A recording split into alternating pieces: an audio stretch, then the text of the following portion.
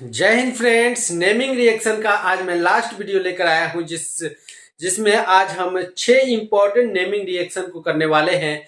आज का पहला रिएक्शन है गाटर मान कोच अभिक्रिया। तो आइए देखते हैं गाटर मान कोच अभिक्रिया क्या होता है। तो सबसे पहले आप हेडिंग लगा लेंगे गाटर मान कोच अभिक्रिया। अगर ओवरऑल देखा जाए तो 11 नंबर ये नेमिंग रिएक्शन है और हेडिंग लगा लेंगे गाटर मान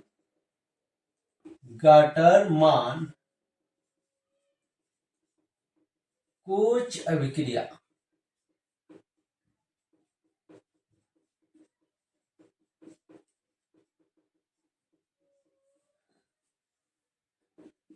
इस रिएक्शन को बताने से पहले मैं बता दूं कि गाटर मान 3 प्रकार का रिएक्शन होगा। एक गाटर मान रिएक्शन होता है, गाटर मान अभिक्रिया। एक होता है गाटर मान कोच अभिक्रिया और एक होता है गाटर मान एल्डिहाइड संश्लेषण। तो तीनों में से गाटर मान कोच अभिक्रिया बहुतों बार पूछा गया है और पूछा जाता है, इसलिए मैं केवल इंपॉर्टेंट रिएक्शन का सीरीज चला रहा हूं। तो मैं केवल इस वीडियो में गाटर मान कोच अभिक्रिया पे ही चर्चा करने वाला हूं। आइए देखते हैं रिएक्शन। सबसे पहले क्या होता है रिएक्शन। तो ये रिएक्शन जो होता है 2 स्टेप में होता है। अगर फर्स्ट स्टेप की बात करें, स्टेप फर्स्ट की बात करें तो कार्बन मोनोऑक्साइड जो होता है HCl अम्ल के साथ अभिक्रिया करके ये फॉर्मिल क्लोराइड बना लेता है। और यह फॉर्मिल क्लोराइड कहिए या कार्बन मोनोऑक्साइड या HCl का मिश्रण कहिए, ये जो होता है बेंजीन रिंग के साथ अभिक्रिया करता है। ये बेंजीन के साथ अभिक्रिया करके फॉर्मिल क्लोराइड यानी कह सकते हैं कार्बन मोनोऑक्साइड और HCl का मिश्रण अभिक्रिया करके और यहां पे बेंजीनल डिहाइड बनाता है।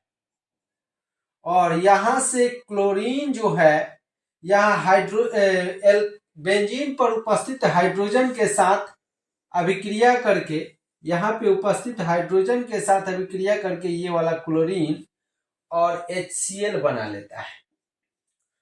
और यह अभिक्रिया जो है निर्जल एल्युमिनियम क्लोराइड की उपस्थिति में होता है। निर्जल एल्युमिनियम क्लोराइड की उपस्थिति में होता है और इस अभिक्रिया को कहा जाता है गाटर मान कोच अभिक्रिया। यह 2 वैज्ञानिकों के नाम पर रखा गया है। गाटर मान और कोच 2 वैज्ञानिक थे और दोनों ने मिलकर यह अभिक्रिया की थी, इसलिए इस अभिक्रिया का नाम गाटर मान कोच अभिक्रिया रखा गया है। गाटर मान साहब एक और अभिक्रिया किए थे, वो गाटर मान अभिक्रिया के नाम से जाना जाता है। तथा एक और पढ़ेंगे हाइड्रोजन साइनाइड के साथ, आप देखेंगे तो गाटर मान एल्डिहाइड संश्लेषण उसको कहा जाता है। फिलहाल इस वीडियो में इस अभिक्रिया को देखिए, काफी इंपॉर्टेंट है। अब आइए चलते हैं दूसरे अभिक्रिया पर, विलियमसन संश्लेषण। दोस्तों अब देखेंगे अभिक्रिया नंबर 12 विलियमसन संश्लेषण। तो आप यहां पे हेडिंग लगा लेंगे विलियमसन संश्लेषण।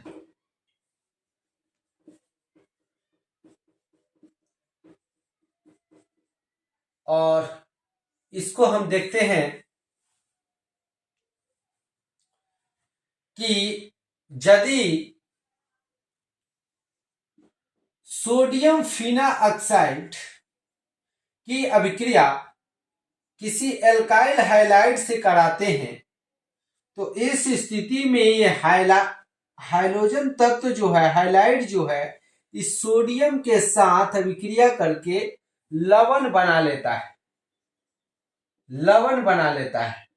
और ये एल्काइल जो है इस ऑक्सीजन से आके जुड़ जाता है। तो इस स्थिति में ईथर का निर्माण हो जाता है। तो इस अभिक्रिया को कहा जाता है विलियमसन संश्लेषण। विलियमसन संश्लेषण।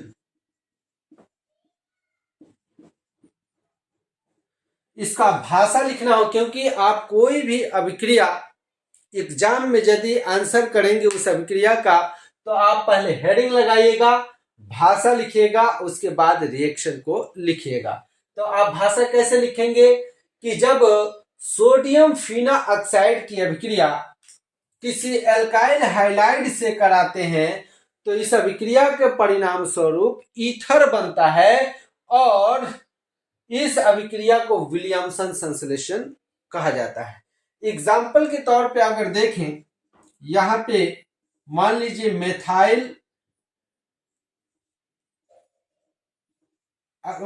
यहां पे एल्काइल की जगह पर लेकर, और यहां पे मेथाइल क्लोराइड ले लेते हैं, और जब अभिक्रिया कराएंगे तो आप पाएंगे कि ये सोडियम क्लोरीन के साथ नमक बना लेगा, और ये मेथाइल जो है इस ऑक्सीजन के साथ आके जुड़ जाएगा, और इस तरह से डाई मेथाइल ईथर का निर्माण हो जाएगा। और भी एग्जाम्पल ले सकते हैं। उम्मीद करते हैं कि आप समझ गए होंगे। यहाँ कोई भी एल्काइल लेके आप ये अभिक्रिया को करा सकते हैं। यदि यहाँ पे इथाइल लेते हैं और यहाँ भी इथाइल लेते हैं तो यहाँ डाई इथाइल ईथर बनेगा। यदि यहाँ पे इथाइल लेते हैं, यहाँ मेथाइल रहता है, तो इथाइल मेथाइल ईथर बनेगा। तो आप उम्मीद करते हैं समझ गए होंगे, और भाषा भी आप लिख लेंगे कि यदि सोडियम फिना ऑक्साइड की अभिक्रिया एल्काइल हैलाइड से कराते हैं तो इस अभिक्रिया के परिणाम स्वरूप ईथर बनता है, जिसे विलियमसन संश्लेषण अभिक्रिया कही जाती है। तो उम्मीद करते हैं आप समझ गए होंगे। आइए अब चलते हैं तीसरे अभिक्रिया पर, रोजेनमुंड अभिक्रिया। इसको साफ कर लेते हैं। अब तीसरा रिएक्शन देखते हैं, रोजेनमुंड अभिक्रिया। आइए रिएक्शन पहले देखते हैं। तो जब बेंजोइल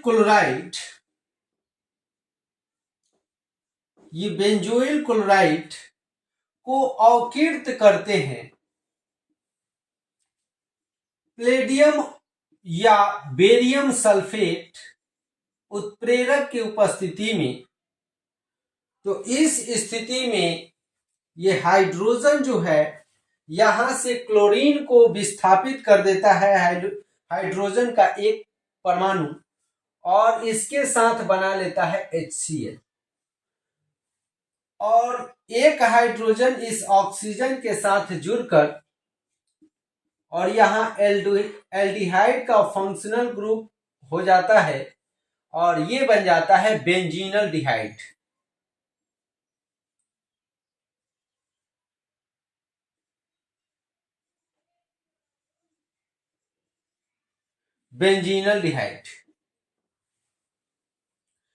ये बेंजील क्लोराइड को जब पीडी या बेरियम सल्फेट उत्प्रेरक की उपस्थिति में अवकीर्त करते हैं, यानी ये अवकरण हो रहा है, अवकीर्त करते हैं, तो हमें बेंजीनल डिहाइड प्राप्त होता है। इस अभिक्रिया को रोजेनमुंड अभिक्रिया के नाम से जाना जाता है।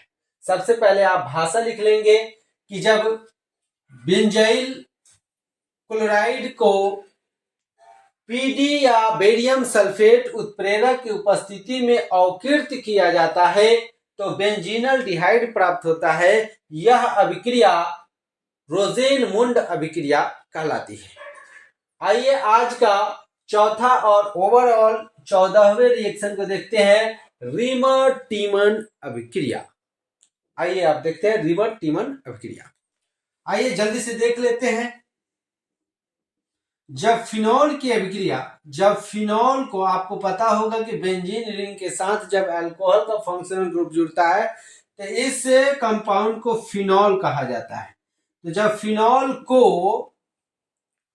आपको क्लोरोफॉर्म और किसी सांद्र क्षार, जैसे यहां ले रहा हूं कास्टिक सोडा, सांद्र होना चाहिए, सांद्र क्षार और क्लोरोफॉर्म के साथ फिनॉल को जब 60 से 70 डिग्री सेल्सियस तक गर्म करते हैं तब हमें ऑर्थोसैलिसिलिक अम्ल प्राप्त होता है। ऑर्थोसैलिसिलिक अम्ल प्राप्त होता है। ऑर्थोसैलिसिलिक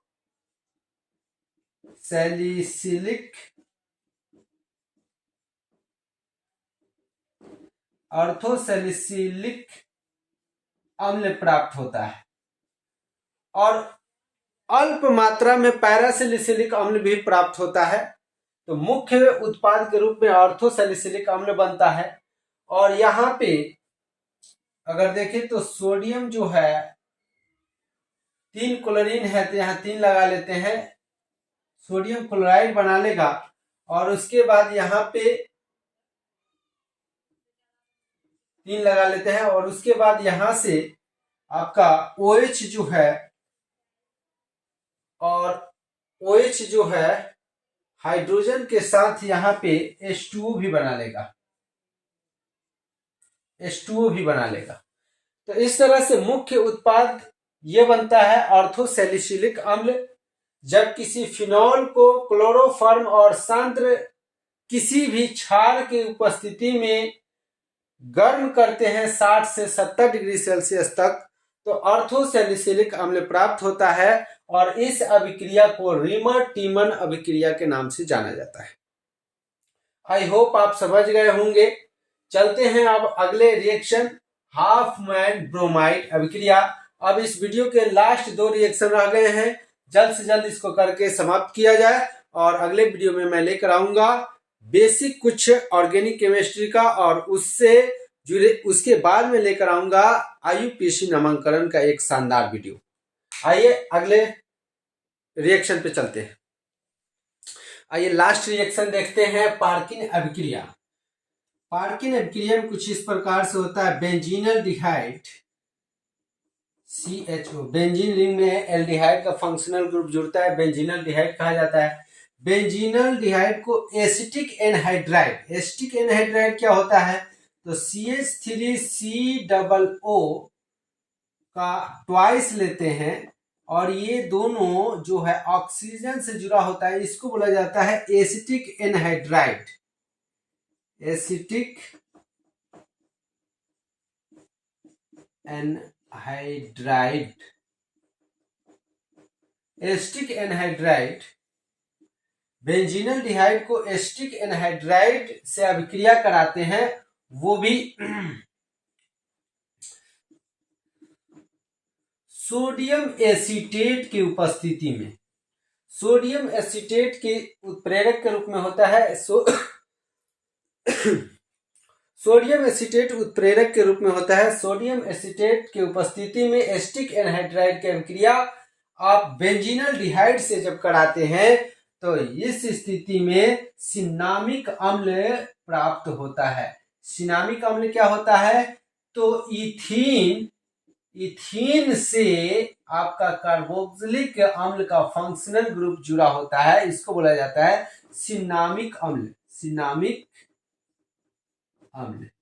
सिनामिक अम्ल प्राप्त होता है और एसिटिक एसिड भी बन जाता है। तो जब हम हेडिंग लगाने के बाद आप भाषा लिख सकते हैं कि जब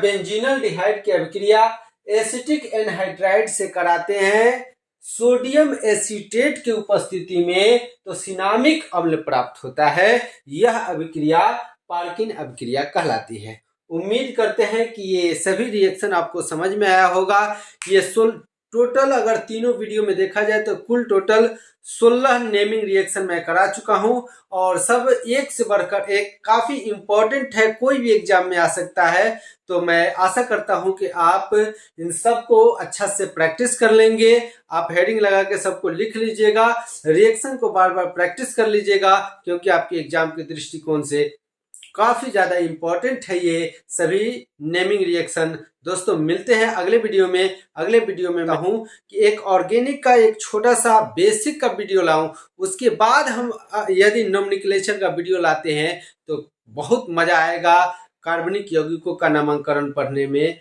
और उम्मीद करते हैं ये वीडियो आपको अच्छा लगा होगा, तो चैनल को सब्सक्राइब करें और इस वीडियो को लाइक करें। मिलते हैं दोस्तों अगले वीडियो में। जय हिंद, जय भारत।